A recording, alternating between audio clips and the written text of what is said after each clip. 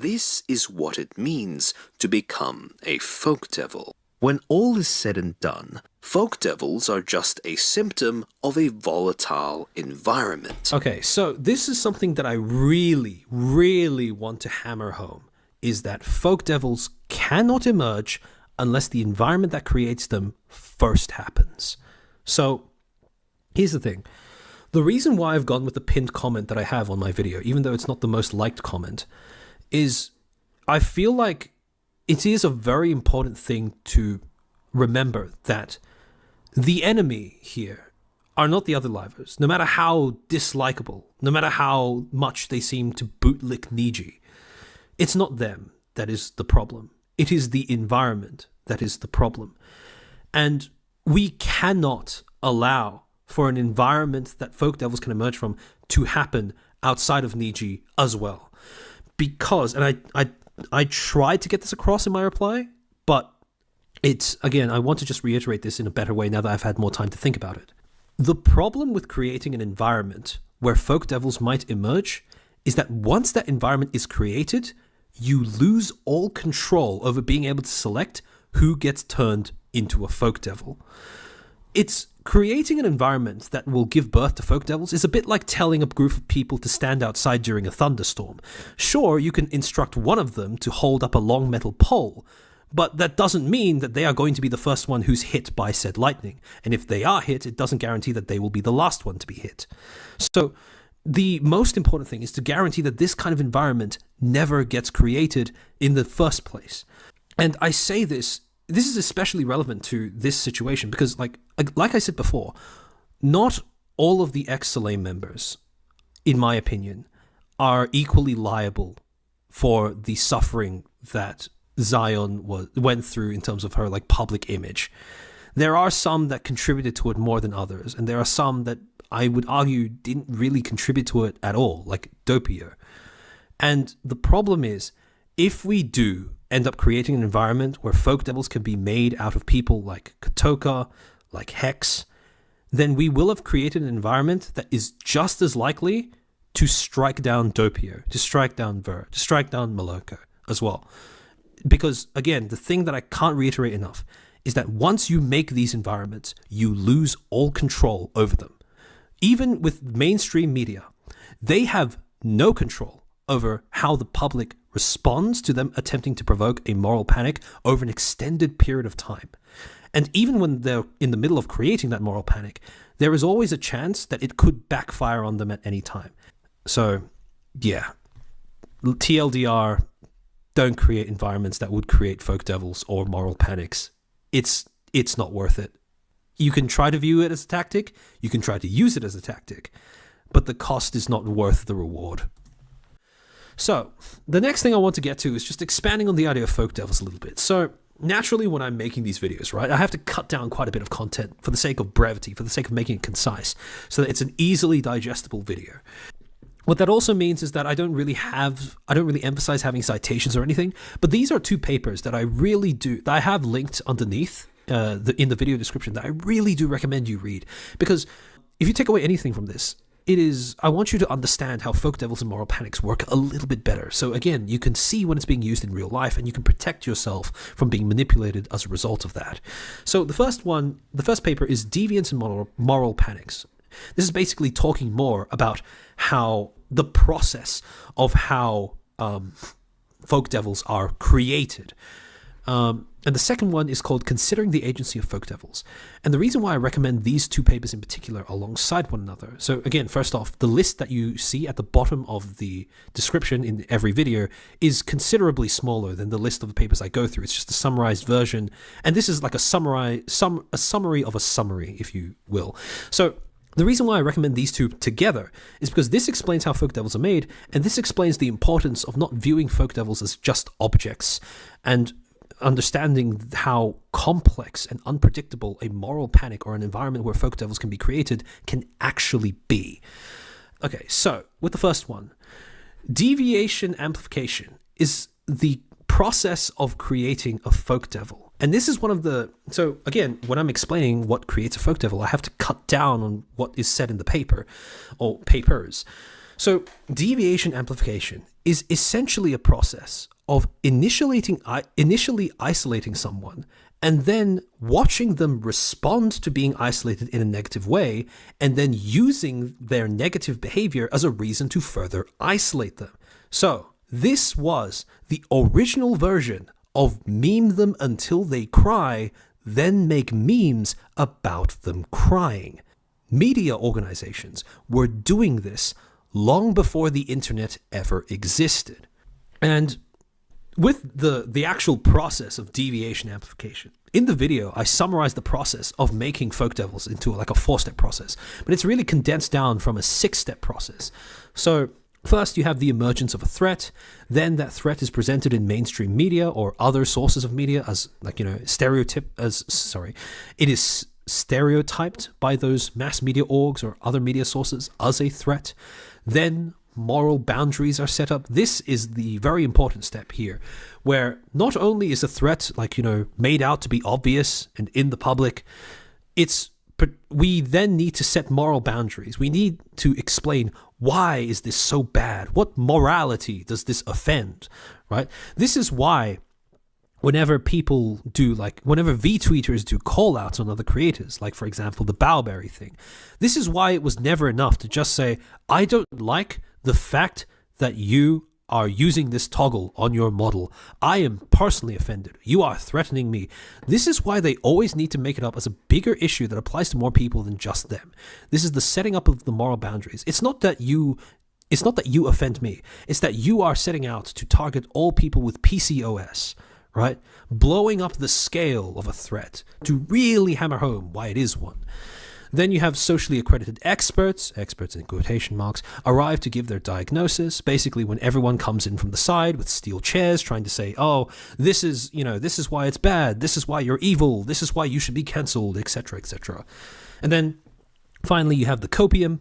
Ways of coping are evolved or resorted to, essentially just, as the situation develops, as the moral panic gets worse, people develop different ways of coping. On Twitter, people resort to quote retweeting, reposting, flaming, harassing, doxing, whatever.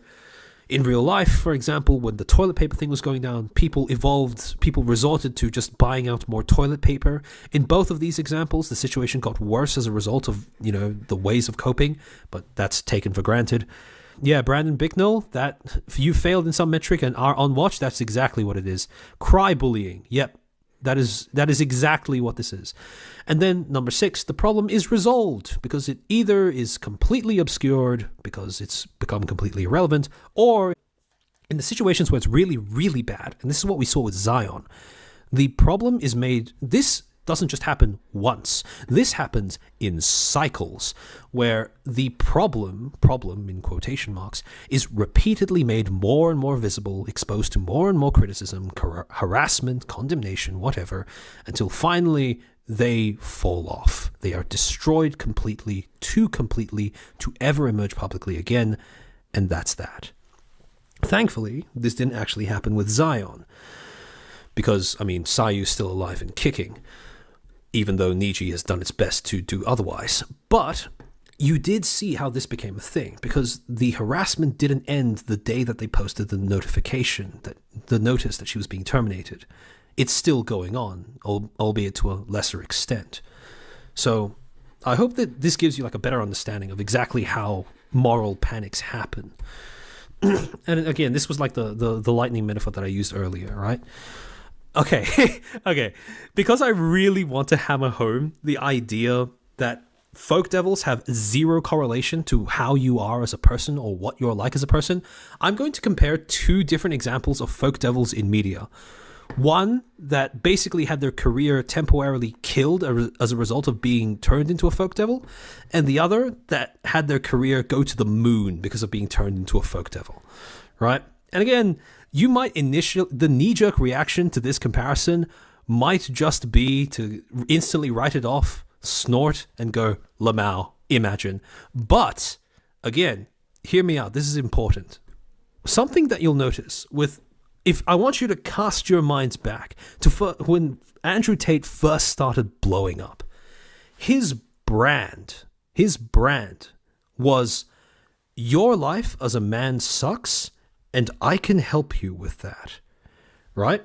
This was the core of his business proposal. He was a misogynist. He has recently been charged with human trafficking. I dare say he is not a top G. But he was a businessman, and he was a businessman that managed to succeed and gain traction because of those two premises. Now, if you cast your mind back and remember what the initial media, the media attention around him in the early stages centered around, it was all about misogyny. It was all about, oh, Andrew Tate is so horrible. He's influencing our men and boys to become misogynists, to hate women. And they turned him into a folk devil because Andrew Tate is not the biggest problem society is facing. His whole career is filling a gap that is being left because society in general, especially in the West, has a very poor understanding of men's mental health. And as a result of that, when you don't have actual people to come and help men with being depressed or not having a purpose in life or not knowing how to be masculine in a healthy way, yeah, he's a terrible person, but he's the only option for some of these people. And when the media swooped in and tried to make him a folk devil for this reason, he exploded. Not only was his career unaffected by the media attention, it actually got stronger because of it. And the reason was all of the media attention around making him a folk devil did not attack the premise of his business. His business was always aimed at giving men a feeling of fulfillment. Being a misogynist is besides the point of that. So a lot of media's thing was talking about, oh no, look at what Andrew Tate is doing to women, without any emphasis on, oh no, he's a fraud of a man. Because let's be honest, when he did start falling off in mainstream media, that was more because people started making fun of, one, the people that actually fell for his grift, and two, the fact that he's not a masculine ideal, and the fact that he is presenting himself as one is kind of laughable. But again, he didn't fall off because the media ran with the misogynist angle. He fell off because people started seeing through his bullshit about how he was going to help men. Because again, he lost the main premise of his appeal. And when you're looking at folk devils, a very important thing to keep in the back of your mind is that, again, whether a folk devil is completely destroyed or gets stronger as a result of being turned into one is mostly due to how the premise of their identity is being attacked. And on top of that, I want to reiterate yet again, I'm giving you this comparison because I really want you to get into your head that being a folk devil has nothing to do with what you're like as a person. Remember, the most famous folk devil in history was literally Jesus Christ. And the other folk devils can be something as, well, it can be like Andrew Tate. Yeah, Brandon, you'll notice that less misogynist proper masculinity advocates are not covered or being given visibility. Exactly, because they've fallen off naturally. The problem with the grift is that it never lasts. It'll fall off on its own. But again, I hope you guys can see what I mean by saying that this is this is an example of like a folk devil from mainstream media and why this process of turning him into one didn't work against him, but for him. On the complete opposite side of the spectrum, you have Zion. So when you have VTubers that are debuting as part of a generation, part of the premise of their appeal is that they are a group of friends that will support one another in becoming big, or that you are tuning into content that comes from creators, individual creators that you like, and a group that is friends with one another. To some extent, with any content creator, part of their appeal will hinge on the fact that they are a likable person. So when Niji went out and turned Zion into a folk devil by attacking her character as a person, the basis, the premise of her appeal was gone. Because again, people were calling her a PDF file. They were calling her a struggle cuddle comedian. They were calling her a backstabber. Again, all of these things make it almost impossible to like Zion as a person, which is why turning her into a folk devil didn't work for her against her, because the premise of her appeal was being attacked directly. And again, just to reiterate, Zion did not deserve this, right? And the fact that she shares the same sort of the same thing was done to her as was done to Andrew Tate, I hope illustrates the point that it could be done to literally anybody, given the right environment.